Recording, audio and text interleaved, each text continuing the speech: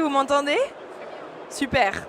Merci d'être avec nous sur la fin de la pause déjeuner. Je m'appelle Jasmine Manet, j'ai 26 ans. Je suis la directrice générale d'une association qui s'appelle Youth Forever. On est né en plein Covid pour mobiliser les employeurs pour la jeunesse. Qu'est-ce que ça veut dire? Mobiliser les employeurs pour la jeunesse, globalement, c'est se rendre compte de l'impact du contexte, notamment de la pandémie, mais depuis de toutes les crises qu'on a la joie de découvrir et de vivre depuis 3-4 ans. L'impact à la fois en comment est-ce qu'il faut prendre soin des hommes et des femmes, jeunes ou moins jeunes, des organisations, mais surtout comment les faire monter en capacité. Pour ce faire, on est à la fois un observatoire, donc les actualités, les questions que j'ai posées sont inspirées de travail de recherche que l'on fait, notamment inspirées de la sociologie des organisations, sur le terrain, sur les parcours collaborateurs, sur la gouvernance, sur les contrats de travail, etc. Et puis on fait de la formation, de l'accompagnement d'entreprises pour pousser un peu le curseur plus loin et pas que comprendre, mais aussi agir. Donc je suis ravie aujourd'hui d'être avec Alain pour parler un petit peu du contexte actuel, de l'impact sur les jeunes générations et sur le monde du travail. Ça se veut interactif, donc n'hésitez pas à lever la main. On aura un moment de questions-réponses à la fin, mais n'hésitez pas à lever la main pour nous s'opposer à nous, pour nous proposer une question, pour nous bousculer. C'est tout à fait l'esprit de ce petit moment. Bonjour Alain, merci d'être avec moi. Bonjour. Merci. Alors, du coup, vous connaissez peut-être Alain Roumilac, le président de Manpower France. Vous le connaissez peut-être en direct, peut-être à la télé, peut-être par son parcours. Du coup, moi, je voulais vous proposer une autre porte d'entrée pour faire connaissance. Je voulais vous demander, Alain, quel était votre premier emploi? Alors, j'ai eu, c'est vraiment un plaisir, donc j'ai eu plaisir de rentrer dans une entreprise qui était sans doute le top à l'époque. Je suis rentré chez IBM, donc au milieu des années 80. Voilà. Et donc je suis rentré pour faire de l'informatique que je n'avais jamais fait à l'école, dans des services commerciaux alors que j'avais fait une école d'ingénieur plutôt technique. Et dans une entreprise où toute la documentation a été en anglais, après avoir fait allemand première langue et espagnol deuxième langue. Donc c'était pas une tâche facile. Mais non, mais ça, donc, je sais pas, si, en tout cas, on pourrait peut-être en retirer une expérience, mais voilà, ce qui est important, c'est plutôt d'essayer de se projeter qu'est-ce que j'ai envie de faire, et puis après de s'investir. Voilà, alors bien évidemment, des gens comme vous ne peuvent pas connaître ce genre de choses, mais donc mon premier patron m'a dit, alors il y a un sujet, je sais pas pourquoi on t'a embauché, ça fait toujours plaisir d'ailleurs, dites-moi, je crois que ça va bien se passer. Et surtout, tu sais quoi, et pardonnez-moi cette expression, mais tu m'emmerdes pas avec l'anglais. Et je dis, comment je fais? Mais tu t'adresses au service, et à l'époque, bien évidemment, vous ne connaissez pas ce truc-là, mais j'ai commencé avec des bouquins et des cassettes, voilà, comme un débutant. Et donc, ce qu'il faut, c'est qu'à un moment, c'est savoir aussi repartir du début pour pouvoir progresser. Et dans quel contexte, si vous deviez nous replonger cette année-là, donc première semaine, premier job, dans quel contexte économique, dans quel contexte politique est-ce qu'on se trouvait, quelles étaient un peu les forces à l'œuvre et du coup ce choix-là, il était guidé par quoi? Alors je crois que ce choix, c'était une rencontre. C'était une rencontre avec des gens, je n'avais absolument pas anticipé que je pouvais aller vers ces métiers-là, mais bon, j'avais rencontré des gens, je me suis dit, tiens, pourquoi pas. Je vais vous citer aussi une anecdote. Et donc, je passe d'abord par une équipe de recrutement et ensuite on me dit, tu vas aller voir un directeur d'agence qui était un vrai baron à l'époque. Et ce que j'ai le plus vu pendant l'entretien, c'est la semelle de ses chaussures. Et je me suis dit, finalement, ça doit être, et pour revenir sur les jeunes, ça doit être une entreprise plutôt cool et sur laquelle je peux me projeter. Et juste pour revenir sur des gens qui découvrent ça, et j'ai eu aussi le plaisir que mon salaire ait été augmenté de près de 10% entre le moment où j'étais embauché et le moment où je suis rentré dans l'entreprise, parce que c'était une époque où il y avait une forte inflation. Voilà. Merci pour cette entrée en matière. Depuis beaucoup de chemins parcourus. Pour ma part, pour vous raconter, moi j'ai fini mon école en 2020, donc confinée. C'était un contexte un peu particulier, un peu différent, et encore je suis passée entre les mailles du filet puisque je suis diplômée à ce moment-là. Peut-être pour revenir au jour d'aujourd'hui, donc à 2023, on est dans un contexte que vous connaissez tous, avec ses complications. On adore les étiquettes, on adore les non-vendeurs dans les médias, en l'occurrence surtout sur les jeunes. Les jeunes sont fainéants, les jeunes sont têtus, les jeunes sont insolents, les jeunes sont flemmards. Bref, et j'utilise que des mots négatifs exprès. Mais globalement, on tombe dans des travers millénaires de fractures générationnelles, comme l'histoire se répète. J'aime bien cette citation d'Hésiode, si vous ne la connaissez pas. Hésiode disait, donc c'est un philosophe grec qui en 720 avant Jésus-Christ disait « Je n'ai aucun espoir pour l'avenir de notre pays. Si la jeunesse d'aujourd'hui prend le commandement demain, elle est insupportable, sans retenue, tout simplement terrible. » Hésiode disait ça il y a plus de 2000 ans. On se retrouve dans des situations similaires aujourd'hui. Je voulais vous interroger sur cette prétendue fracture générationnelle. Est-ce que vous l'observez? Est-ce que vous la pensez réelle? Quel est votre point de vue entre jeunes cons et vieux fous ou l'inverse? Alors d'abord, moi j'ai beaucoup d'espoir parce que les 68 heures ont été les plus grands exploiteurs de la Terre. Voilà, donc ce qui fait que quelque part, sans doute que les gens, quand ils vieillissent, ils ont géré d'autres approches. Mais je suis très sérieux sur ce sujet. C'est manifestement une génération qui voulait changer le monde. Elle l'a changé. Est-ce qu'elle l'a changé en mieux? Il me semble que d'ailleurs, la jeune génération aujourd'hui considère que cette génération-là, au contraire, voilà, à exploiter, voilà, que ce soit la planète, que ce soit financiariser l'ensemble de l'économie. Donc, encore une fois, c'est important. Ça, c'est le premier sujet. Le deuxième sujet, ce que vous dites, on l'a à peu près toujours dit. Alors, bien évidemment, je pense que la pandémie a été un accélérateur d'un certain nombre de tendances qui étaient déjà en place. Et ensuite, alors moi, dernier sujet, et ça, bien évidemment, c'est au travers de ce qui est ma propre philosophie, mais c'est ce qu'on essaie d'apporter à nos clients, c'est que de toute façon, ça ne sert à rien de vouloir complètement changer le monde en particulier. Lorsque je me mets du côté de l'employeur, c'est que les gens, il faut les prendre comme ils sont. Il faut les prendre comme ils sont, il faut comprendre ce que sont leurs motivations et leur donner envie. Et c'est vrai que sans doute qu'aujourd'hui, on a une jeune génération qui a une vraie quête de sens, qui a vraiment besoin d'être capable de se projeter et donc d'avoir un meilleur équilibre vie professionnelle, vie privée. Et donc c'est la responsabilité d'ailleurs des entreprises de pouvoir se positionner par rapport à ça. Et si elles ne le font pas, de toute façon, elles sont parties à l'échec. C'est un beau message si on a des clients avec nous aujourd'hui.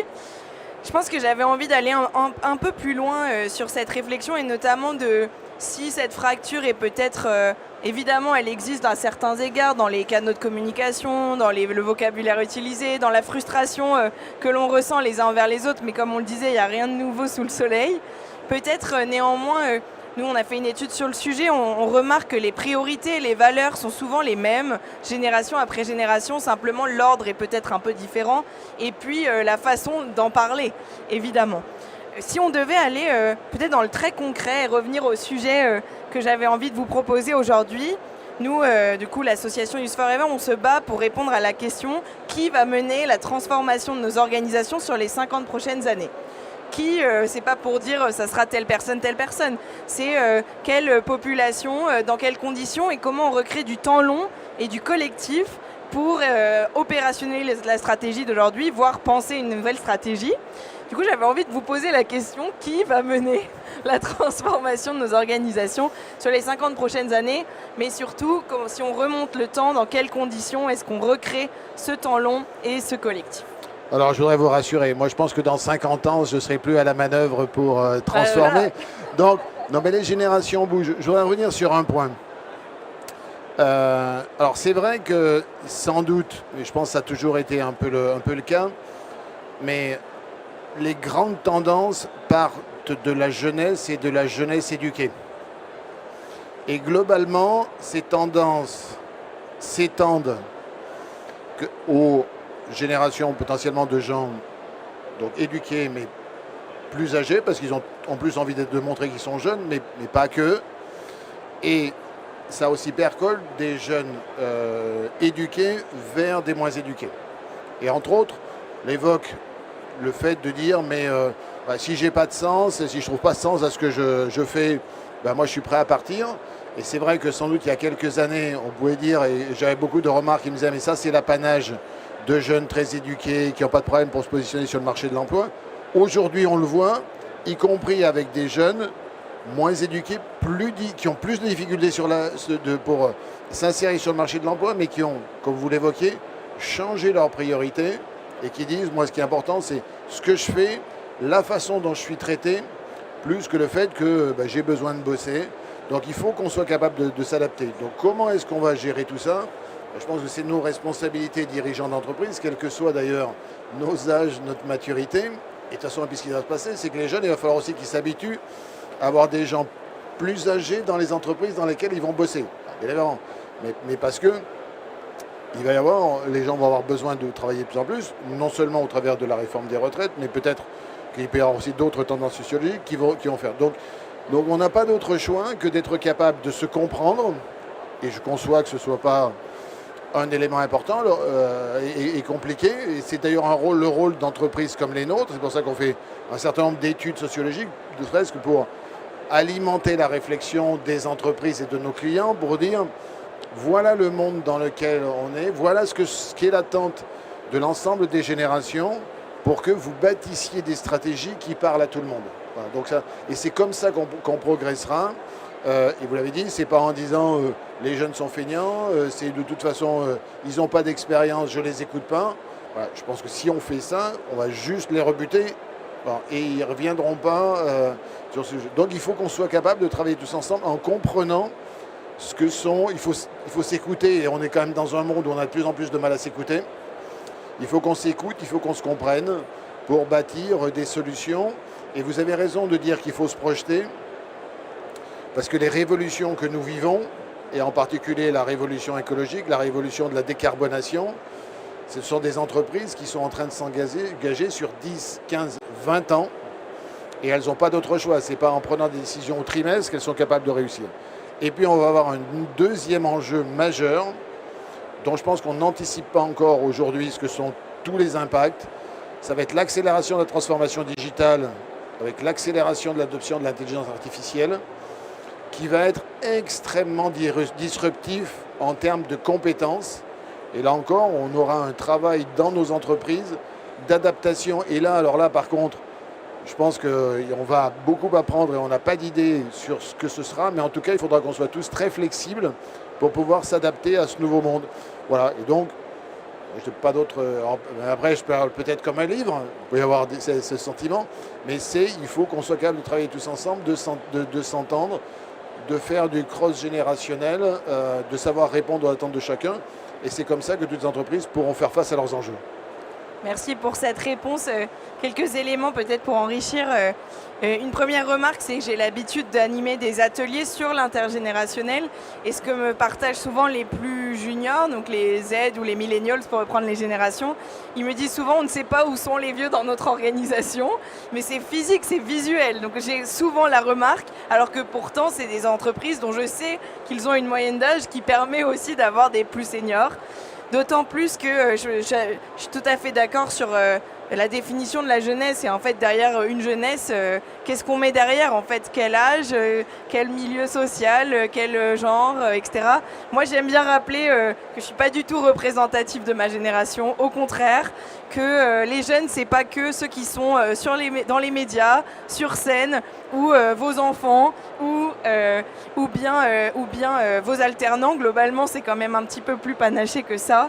Et puis pour aller dans ce sens-là, sur le terreau de l'intergénérationnel, je pense qu'on est d'accord que c'est la condition nécessaire, indispensable et non suffisante pour mener la transformation. J'en profite pour ouvrir un petit peu la discussion à notre public. Est-ce que vous avez des questions, poil à gratter ou non, pour nous avant de terminer et de laisser la place au suivant? N'hésitez pas.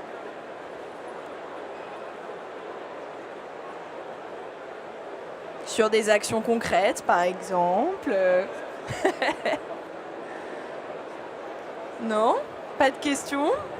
Je sais pas combien de temps il me reste. Elle est pour moi la question? Bon, j'en ai une dernière alors. Non, mais je pense que ce qui est intéressant peut-être pour terminer, c'est d'avoir un exemple très concret d'engagement de Manpower, notamment sur comment créer ce terreau intergénérationnel, comment créer les conditions de à la fois se faire entendre et être entendu, comme on disait, l'écoute au cœur de tout ça.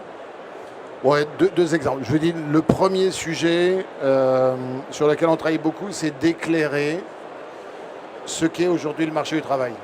Et c'est vrai qu'on a beaucoup d'entreprises qui sont un peu perdues en se disant mais qu'est-ce qui se passe? Voilà, donc le premier sujet, c'est, je pense qu'il faut que les gens soient curieux de comprendre que les choses sont en train de changer, d'essayer de comprendre le pourquoi et comment est-ce qu'elles doivent y apporter une réponse. Et ça, c'est le premier sujet. Deuxième sujet sur lequel nous sommes engagés, nous, de très longue date, c'est le sujet de l'alternance. Et c'est clair qu'aujourd'hui, si on prend l'ensemble de nos équipes, en particulier les équipes Manpower, on doit avoir plus de 10% d'alternants. Et donc, ils sont répartis dans l'ensemble de nos organisations, au siège, dans chacune de nos agences. Et ça permet aussi, je pense, à l'ensemble de nos équipes de pouvoir échanger donc, et de comprendre aussi ce que peuvent être les motivations et d'être capable de travailler tous ensemble. Voilà, donc ça fait partie de nos engagements. Et je vous dis, le sujet, c'est vraiment d'éclairer. Et moi, ce qui me rassure, on va dire, sur ces derniers mois, c'est que... ou en tout cas en sortie de Covid, et je voyais des entreprises qui me disaient mais qu'est-ce qui est en train de se passer, mais on ne va pas réussir, comment ça se passe. Bon, on commence à voir qu'il y a un certain nombre de sujets, c'est plutôt aujourd'hui réfléchir, c'est quelles sont les solutions. Quelles sont les solutions? Alors je vous ai dit, bien évidemment, énormément de choses partent de la jeunesse, mais ensuite ça percole sur l'ensemble de l'organisation. Donc c'est comment est-ce qu'on donne du sens, comment est-ce que quand on a des obligations, on donne envie, ou on sait aller chercher les gens, par exemple pour qu'ils travaillent le week-end. Et c'est plus difficile, mais vous avez des entreprises qui n'ont pas d'autre choix que de travailler le week-end, ne serait-ce que parce que quand vous êtes en week-end, vous avez envie d'aller au restaurant, donc il faut quelqu'un qui vous sert. Vous avez envie d'aller au musée, au cinéma, il faut qu'il y ait des gens qui travaillent. Vous avez besoin de transport public, donc il y a des gens qui travaillent.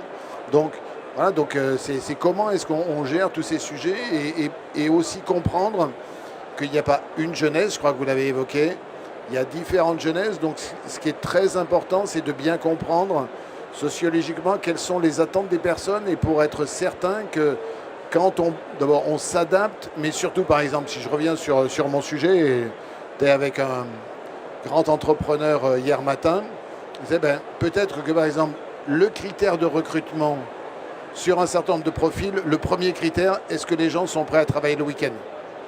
Avant de, est-ce qu'ils ont la compétence? Parce que si on fait tout un cursus de recrutement sur des sujets de compétences, puis après on dit, en fait, on voulait vous dire, vous travaillez le week-end et c'est abandonné. Donc ça nécessite dans les différents processus, sans doute de savoir valoriser, mais il y a plein de gens, vous pouvez valoriser le salaire, à la limite ils s'en fichent, c'est pas ça, ils ont fait d'autres arbitrages. Donc comprendre ce qui est en train de se passer et savoir comment est-ce qu'entre autres, il faut être capable de bâtir des stratégies de recrutement alignées. Voilà. Voilà, alors je crois que notre temps est épuisé. Peut-être juste une petite conclusion, si je peux me permettre. Juste une envie de vous partager une posture. J'espère que ça transparaît des personnes que vous avez devant vous. Globalement, peut-être une invitation à 3 choses. Du courage, de la fantaisie et de la joie. De la fantaisie parce que, vu le contexte, on en a parlé, il faut un petit peu sortir de son cadre de pensée et décaler un petit peu, comme on vient de l'expliquer, par exemple sur des choses toutes simples comme le recrutement, décaler sa pensée. Du courage parce qu'il va en falloir pour dire non, pour dire stop, pour prendre en compte toutes les contraintes avec lesquelles on doit composer aujourd'hui, et de la joie parce que sinon on n'avance pas. Donc merci à tous d'avoir été avec nous. Merci. Et puis à tout à l'heure.